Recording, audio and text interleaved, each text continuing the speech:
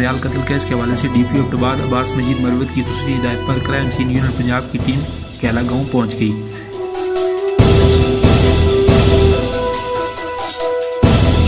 इस मौके पर DSP हवेलियां की निगरानी में पूरे गाँव के लोगों का डॉक्टरों की स्पेशल टीम के जरिए टेस्ट करवाने का अमल शुरू।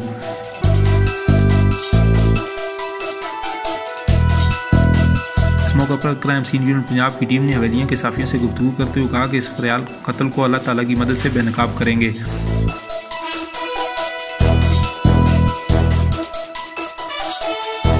क्राइम सीन यूनिट पंजाब ने इससे कबल ज़ैनब कत्ल केस को अल्लाह की मदद से मंजर आम पर लाया था।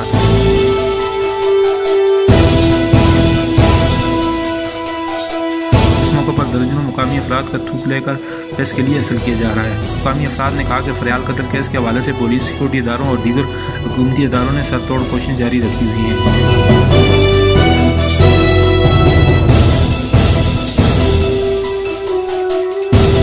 इसके अलावा तमाम गाँव के रिहायशी लोगों का जदीद आलात के जरिए टेस्ट करवाने और डेटा हासिल करने का सिलसिला जारी है।